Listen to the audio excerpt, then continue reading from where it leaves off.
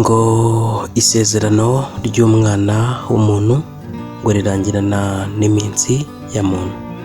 Icyakora Uwiteka iyo ari we usezeranye rihoraho kubera ko nawe ahoraho. Ariko kandi ubwo twizeye yuko Yesu yapfuye akazuka, aba ariko twizera yuko Imana izazanana na Yesu abasinziriye muri we.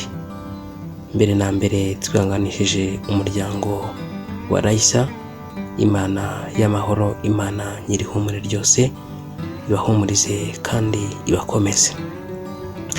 Ndakubwira abantu nkababwira ngo abazima bazi ko bazapfa, ariko abapfuye ntacyo bazi. Yandi magambo, wamaze kugera ahacecekerwa, ijambo ry'Imana ritubwira ko imigabo n'imigambi ye byose biba bitakibukwa, ahubwo biba bishyizweho iherezo.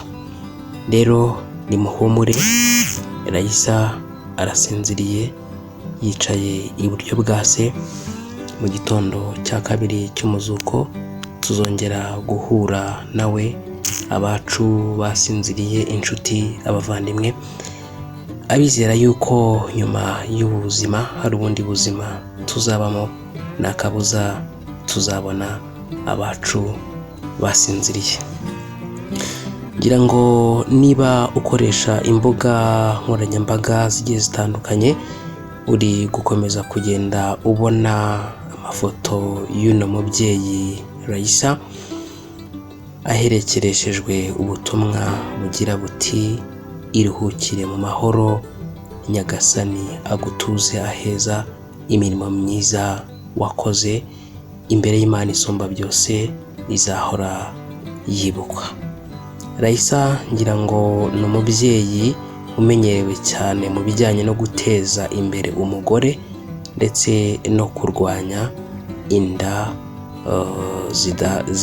zitateganijwe ziterwa abangavu. Ngira ngo yari afite n'umuryango witwa Impanuro Girls Initiatives. Ngira ngo ni wo muryango yari afite cyangwa se yari yarashinze. Rero murumva ko yakoze byinshi.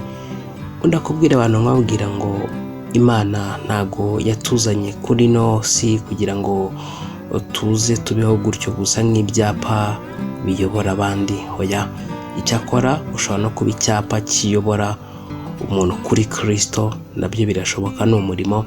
Ariko ndakubwira abantu nkabwira ngo nubona ubyutse bikemera, waryamye bikemera, ujye ubanza ushima Imana, kubera ko ibiguhaye andi mahirwe yo kuramukira ku isi y'abazima, kubera ko nta mahirwe uba ubonye yo gutunganya ibidatunganye. Reka ndeke kugira byinshi mvuga, cyane ko benshi muri no gukomeza kugenda mwibaza bati ubuse uyu mubyeyi azize iki? Ngira ngo igifite imbaraga si uko tumenya ngo ni iki cyishe umuntu, ahubwo igifite imbaraga ni uko tumenya ngo ese iherezo rye rimeze gute, iherezo ryawe rimeze gute, iherezo ryanjye rimeze gute. Kubera ko Yesu we ngo naho yatinda, urupfu rwo ntago rutinze, ahubwo ruratwegereye kuruta imyambaro twambaye. Rero kugeza kuri ubu ngubu nta makuru ahari y'icyishe Raissa, ariko ku mbuga nkoranyambaga zigiye zitandukanye abantu bagenda bavuga ibintu bitandukanye. Bari kuvuga ko Raissa yitabye Imana azize uburwayi busanzwe. Ayo niyo makuru ahari atangazwa ku rupfu rw'uyu mubyeyi. Rero abantu mwe ntago biba byoroshye kubura uwawe, ari nayo mpamvu rwose twongeye kwihanganisha umuryango wa Raissa, inshuti, abavandimwe ndetse n'igihugu muri rusange, kubera ko gihombye umubyeyi ukomeye, umubyeyi w'indashyikirwa wakoze byinshi. Ariko naruhuke yisinzirire imirimo yakoze akiri mu isi, iyo ngiyo imuherekeze. Niyo mpamvu ndakubwira ngo ni ukuri imirimo myiza ukora uri hano ku isi izahora yibukwa imbere y'Imana isumba byose. Ushobora kwirirwa ugenda ku isi ntuyirareho, ushobora kwiraraho ariko ntuyirirweho, ibyo byose birashoboka. Niyo mpamvu rero tugomba kubaho nk'abazapfa ejo. Rwose abantu bajya hariya bakikomanga ngo njye ndakomeye gutya na gutya, ibi byose bijye bibasigira isomo, kubera ko uyu mubiri twambaye ni umubiri ubora, ariko kandi ijambo ry'Imana ryo rimbwira neza ko ngo gupfa ari byiza, ariko cyane ku mukiranutsi, kandi ngo nta mukiranutsi upfa ahubwo arasinzira.